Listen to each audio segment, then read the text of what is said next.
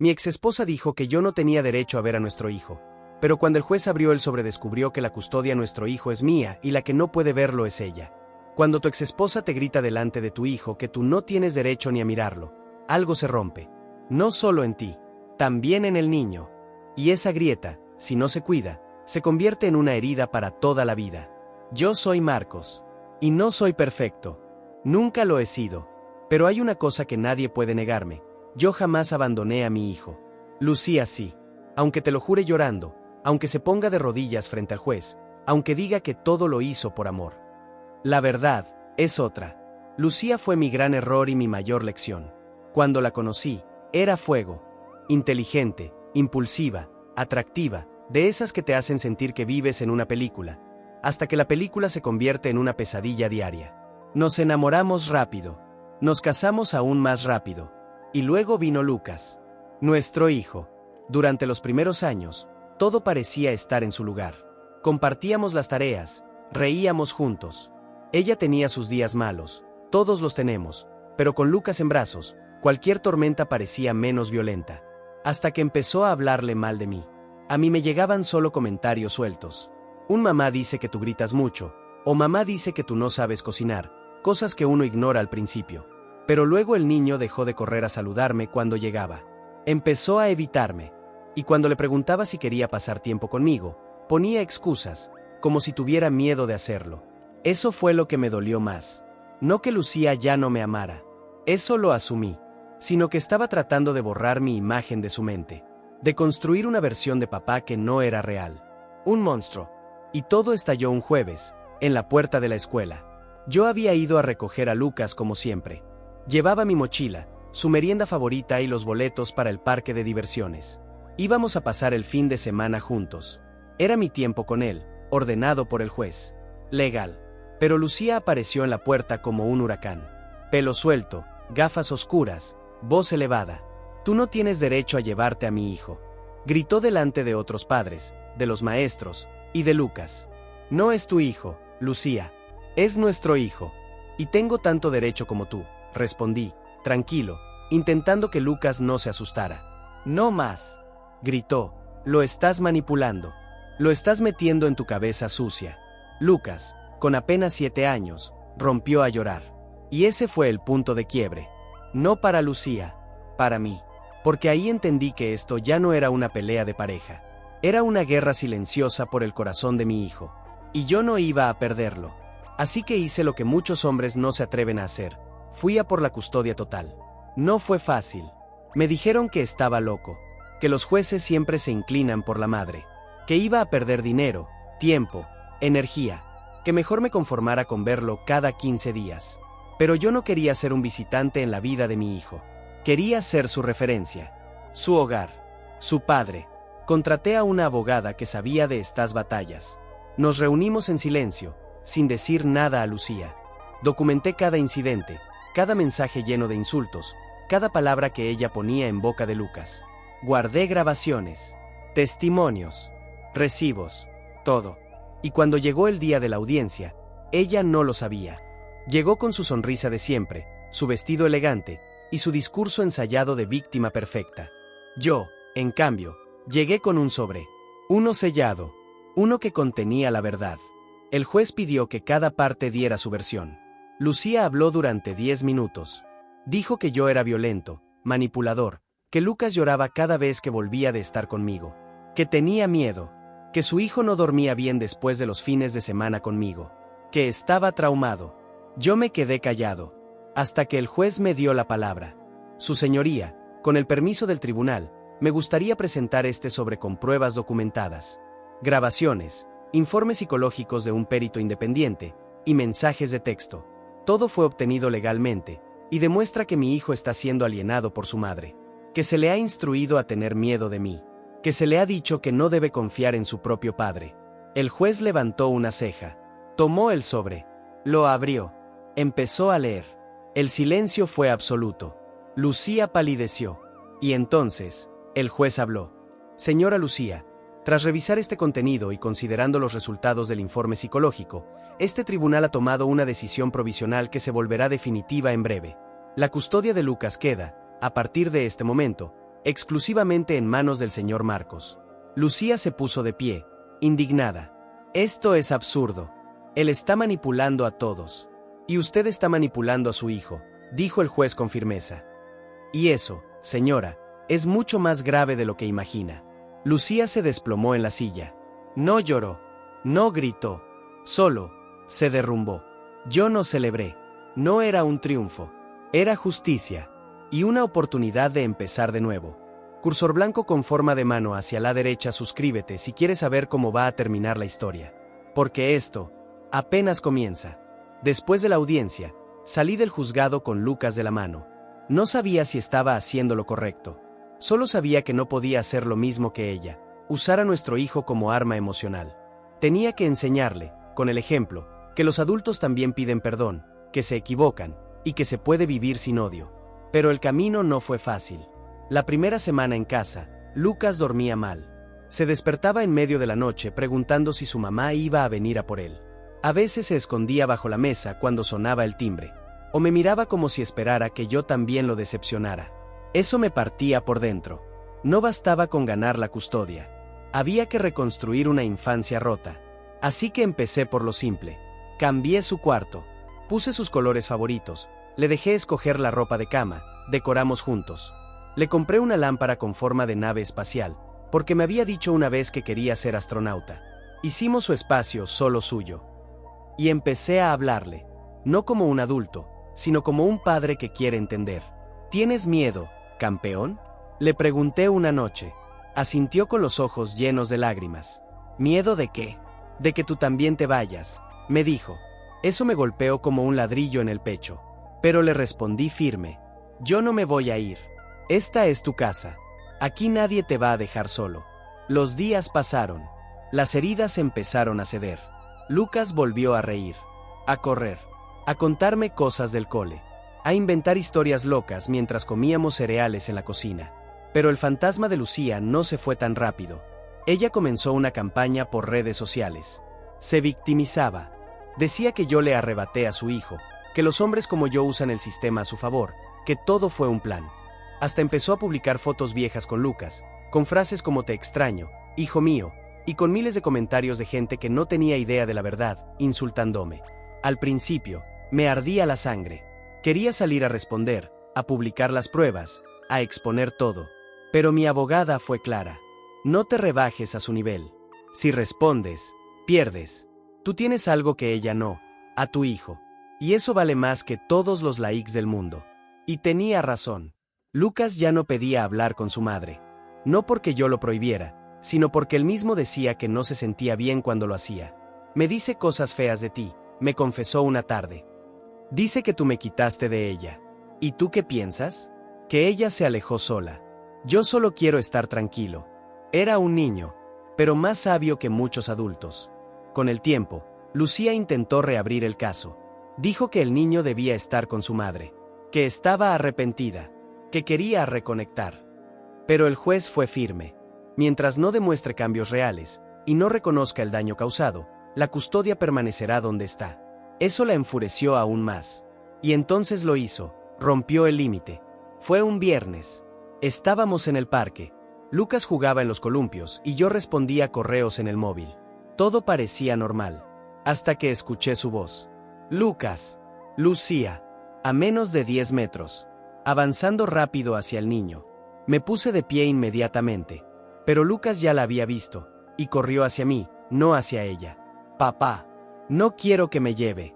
Lucía se detuvo, confundida. Solo quiero abrazarlo. Es mi hijo. Y estás incumpliendo una orden judicial, le respondí mientras marcaba el número de mi abogada. No puedes acercarte sin autorización. Lo sabes. Se puso a gritar. Me llamó manipulador. Dijo que yo era un monstruo, que le estaba robando la vida a su hijo. Lucas temblaba. Lloraba.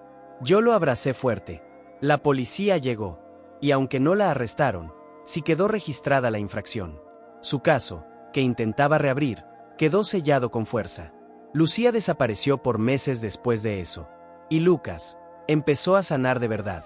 Una de las cosas más difíciles que tuve que aprender fue no hablar mal de Lucía delante de Lucas, incluso cuando tenía todas las razones para hacerlo. Porque por dentro, Me ardía la sangre, porque quería gritarle al mundo lo que ella había hecho. Pero entendí que cada vez que un niño escucha a uno de sus padres destruir al otro, no se rompe el vínculo con el otro padre, se rompe algo en él. Así que guardé silencio. Y ese silencio, aunque parecía débil, educaba. Lucas empezó a notar las diferencias por sí solo. Veía como en casa había reglas, pero también respeto. Como nadie lo usaba como moneda emocional. Como sus errores no eran castigados con gritos ni chantajes. Y como los abrazos no venían con condiciones. En cambio, cada vez que su madre lograba hablarle por teléfono, siempre bajo supervisión, él terminaba nervioso. Dudas, miedos, frases como, ¿por qué mamá dice que tú me robaste? O mamá dice que estás feliz porque ella está triste. Una tarde, mientras jugábamos con piezas de Lego, Lucas se detuvo y me miró serio. Papá, ¿tú eres malo? La pregunta me congeló. ¿Tú qué crees? Le respondí. Yo creo que no. Pero mamá dice que sí. Le tomé la mano con suavidad. Lucas, a veces los adultos dicen cosas porque están dolidos. Pero eso no siempre las hace ciertas. ¿Tú estás dolido? Sí, pero no por mí. Estoy dolido por ti. Porque tú no deberías estar en medio de esto. Me abrazó fuerte. Y no dijo nada más. Ese fue el primer día que lo sentí libre. Libre de la culpa. Libre del conflicto. Libre para elegir a quien amar, sin sentirse traidor. Y así fuimos avanzando. Paso a paso. Empezó a dormir sin miedo. A comer mejor. A hablar con más confianza. Su maestra incluso me llamó para decirme que lo notaba más concentrado, más alegre. Lo felicito, me dijo. Sé que estos procesos no son fáciles, pero Lucas está en buenas manos. Esa noche lloré solo en la cocina. No por tristeza, sino porque por fin, después de años de tormenta, sentía que el sol estaba saliendo para él. Pero no todo fue luz. Apareció alguien más, el nuevo novio de Lucía.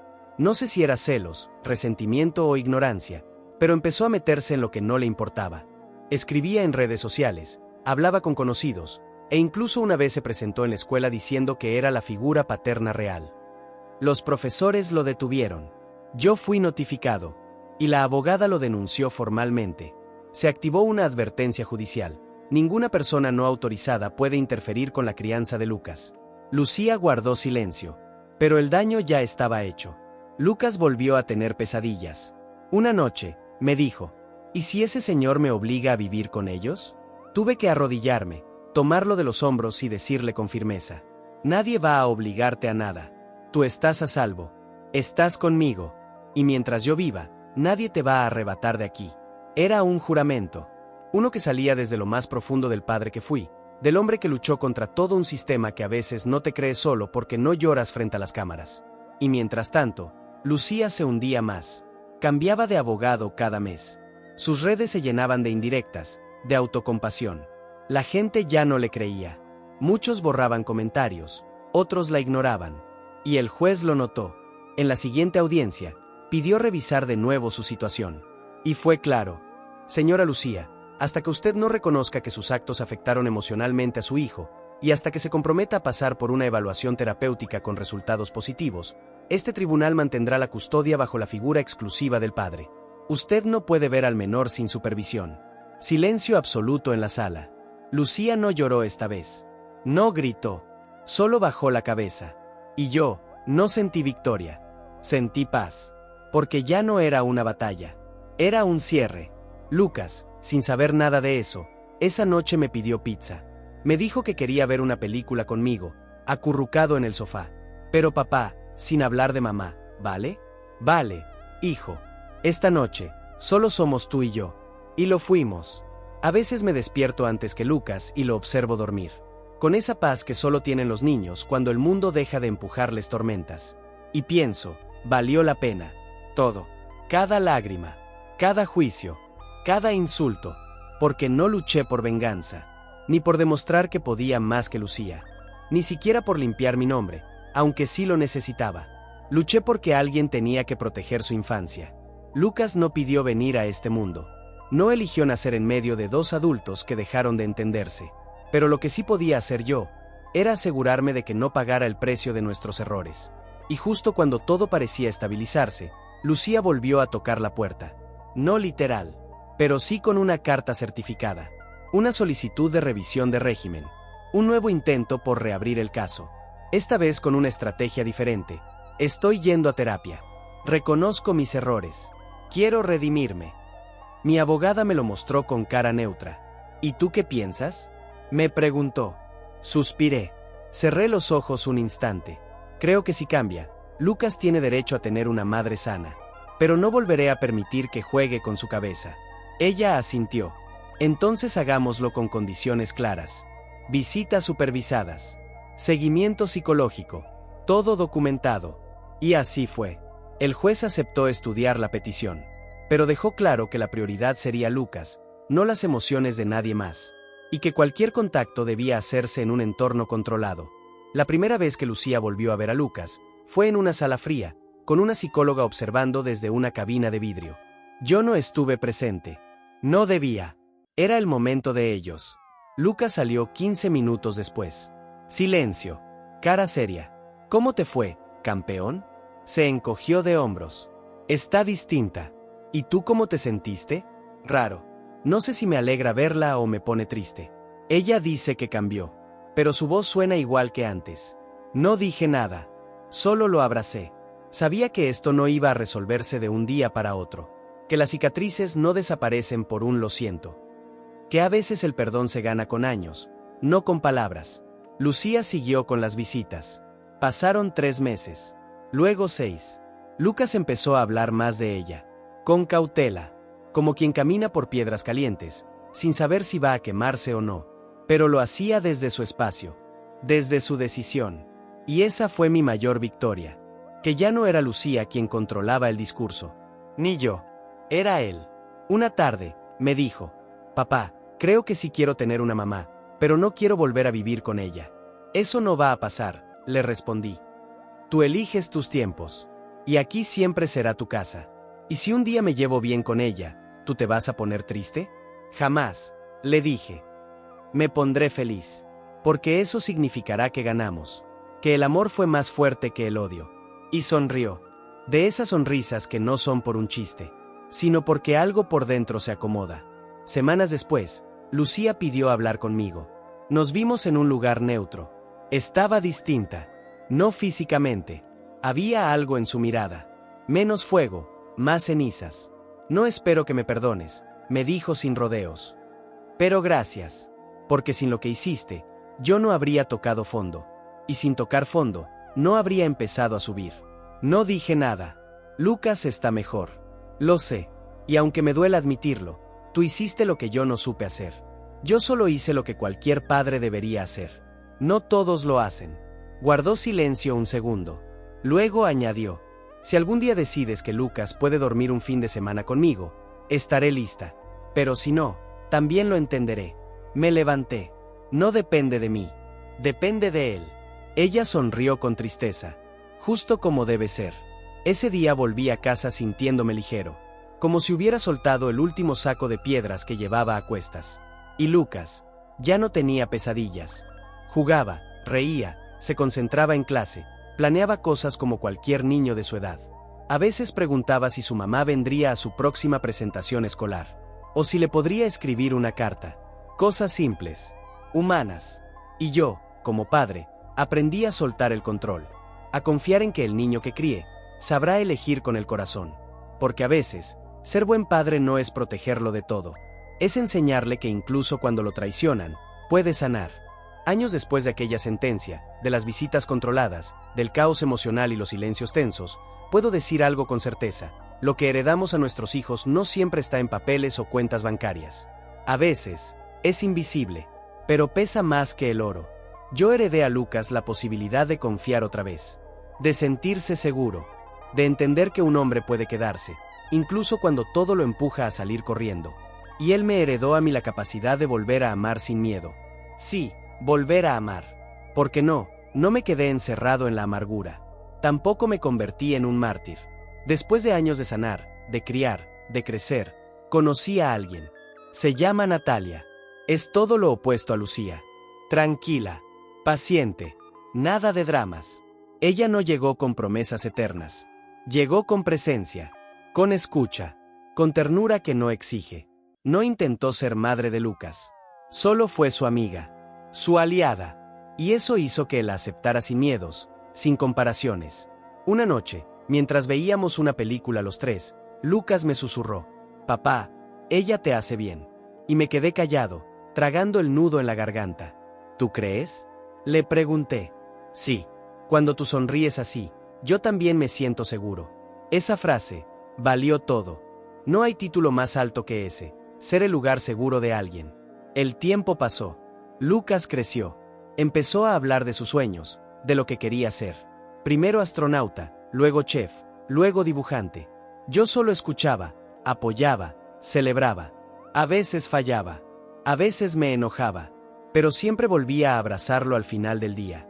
Porque ser padre no es hacerlo perfecto, es no rendirse nunca.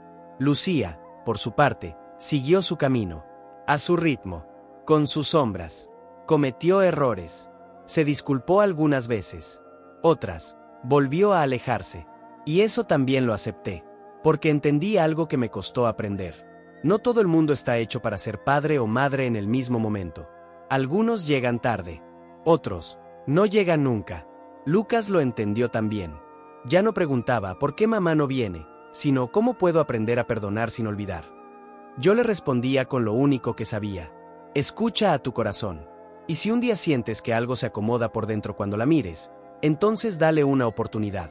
Pero no porque debas, sino porque puedas. Y él, con sus 13 años, ya era más sabio que muchos adultos. Un día, me entregó una carta, escrita a mano. Decía: «Papá, gracias por no rendirte. Gracias por no decirle cosas feas a mamá, aunque te doliera. Gracias por decirme siempre la verdad, incluso cuando no era bonita. No sé si te lo dije antes, pero tú eres mi héroe. Y aunque no tengas capa, me salvaste todos los días sin que yo lo supiera. Te amo, Lucas».